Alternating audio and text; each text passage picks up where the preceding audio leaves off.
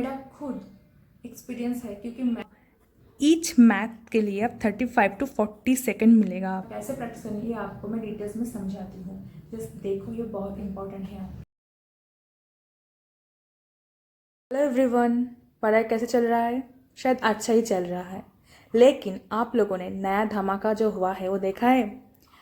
SSC ने selection post का जो नोटिफिकेशन निकाला है कुछ दिन पहले, उसमें जो बॉम्ब तोड़ा है वो देखा है ना आप लोगों ने?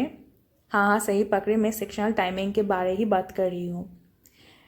लास्ट ईयर सीपीओ में ऐड किया था एसएससी ने, एंड दिस ईयर जो पहला एग्ज़ाम होता है साल का एसएससी का सिलेक्शन फेज, इसमें इंक्लूड कर दिया है। इसका मतलब नेक्स्ट कोई भी एग्ज़ाम हो एसएससी का, सब में इंक्लूड करने वाला है sectional timing. So be careful, क्योंकि ये हम लोगों के लिए बहुत ही खतरनाक होने वाला है। एंड इसके बारे में मेरा कुछ पर्सनल एक्सपीरियंस है, क्योंकि मैंने कुछ इस टाइप का एग्ज़ाम दिया है जिस एग्ज़ाम में सेक्शनल टाइमिंग होता है, एंड इसीलिए मैंने सोचा कि ये आप लोगों के साथ शेयर करूँ, जो बहुत इंपॉर्टेंट है। कैसे हैंडल करना है सेक्शनल टाइमिंग को, क्या करना है, एंड मोस्ट इंपॉर्टेंट प्रिपरेशन में चेंजेस तो लाना ही पड़ेगा, क्योंकि ये सेक्शनल टाइमिंग बहुत खतरनाक चीज़ होता है। सो सेक्शनल टाइमिंग जो नया चेंजेस है एसएससी में, एंड ये हम लोगों के लिए बहुत इम्पॉर्टेंट होने वाला है। एंड ये सेक्शनल टाइमिंग गेम चेंजर होने वाला है। और ये सेक्शनल टाइमिंग में क्या हो रहा है, इस सेक्शन के लिए 15 मिनट्स करके मिल रहा है। एंड हम लोग पहले क्या करते थे, रीजनिंग एंड मैथ के लिए ज़्यादा टाइम हम लोग सेव करते थे, एंड इंग्लिश एंड जीके में हम जितना कम से कम टाइम में हो सके उतना कम टाइम में करते थे। लाइक इंग्लिश एंड रीजनिंग हम लोग 18 to 20 मिनट्स में करते थे, एंड बाकी के 40 to 42 मिनट्स हम लोग मैथ एंड रीजनिंग में देते थे। रीजनिंग में हम लोग 80 to 20 मिनट्स देते थे, बाकी 20 to 23-4 मिनट्स हम लोग मैथ में देते थे। हम लोग ऐसे डिवाइड कर लेते थे, क्योंकि मैथ में कैलकुलेशन होता था, मैथ कुछ इजी था, कुछ मॉडरेट था, कुछ टफ लेवल का मैथ होता था, इसीलिए हम लोग मैथ के लिए ज़्यादा टाइम सेव करते थे। लेकिन अभी से ये नया जो रूल्स चालू होने वाला है हर एग्ज़ाम में, आप इसमें कोई टाइम सेव नहीं कर सकते हो।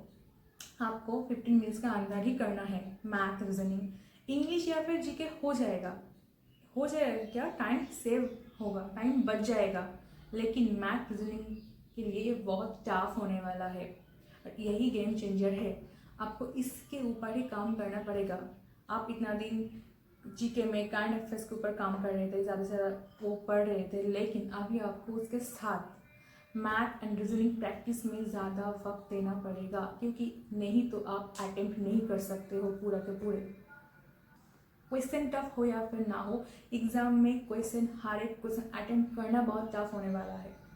मेरा खुद एक्सपीरियंस है, क्योंकि मैंने पहले बैंक का एग्ज़ाम दिया था, एंड बैंक के एग्ज़ाम में सेक्शनल टाइमिंग होता है, एंड ये बहुत टफ है कि टाइमिंग, वही टाइमिंग के अंदर हर एक क्वेश्चन अटेम्प्ट करना।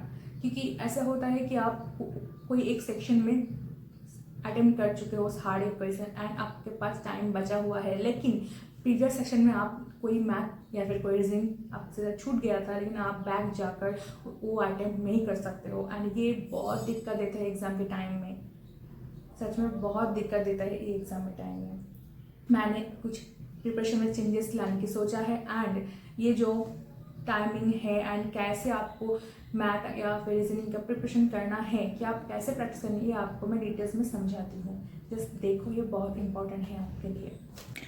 एट फर्स्ट अब क्या करोगे, मैथ्स का जो भी टॉपिक आपको सॉल्व करने में दिक्कत आते हैं वो टॉपिक को फाइंड आउट करो, एंड सॉर्ट आउट करो कि कितना टॉपिक्स है जिसमें आपको प्रॉब्लम होता है, एंड देन एक एक चैप्टर को लेके मैथ्स को टाइमर सेट करके प्रैक्टिस किया करो।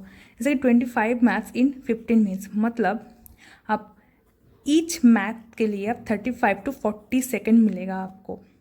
सो आप एक काम करो, पहले एक 50 सेकेंड का टाइमर लगाओ, 50, क्योंकि एक बार में ही नहीं होगा। आप पहले 50 सेकेंड का टाइमर लगाओ, एंड जो भी टॉपिक्स में आपको दिक्कत आते हैं वो टॉपिक का मैथ्स चूज़ करो एंड प्रैक्टिस करो टाइमर लगा के। देखो आप कितने बार प्रैक्टिस करने के बाद ये अचीव कर सकते हो।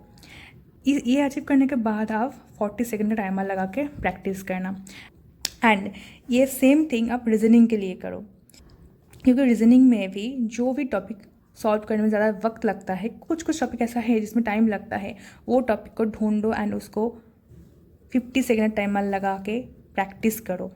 जितना ज़्यादा आप प्रैक्टिस करोगे उतना ज़्यादा आपको हेल्प मिलेगा।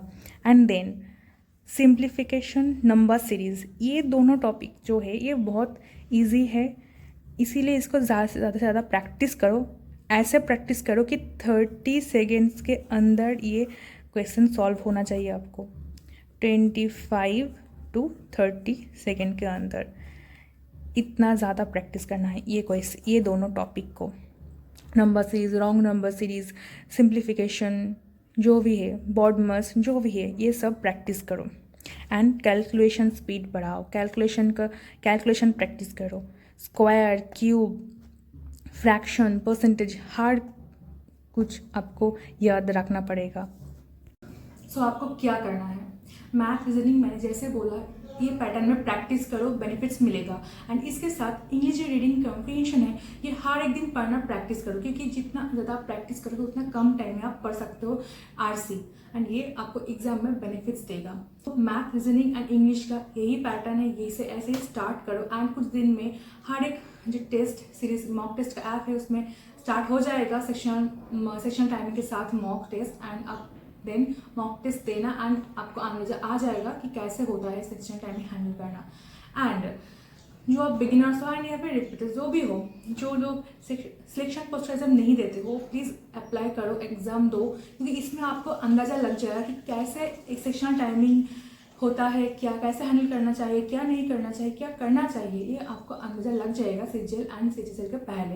एंड ये बहुत ज़रूरी है ये अंदाज़ा लगाना, क्योंकि section timing not a easy matter, so please do more practices, ये बहुत इंपॉर्टेंट होने वाला है। एंड आप जितना ज़्यादा calculation speed, calculation accuracy increase कर सकते हो उतना ही हेल्पफुल होगा आपका एग्ज़ाम में।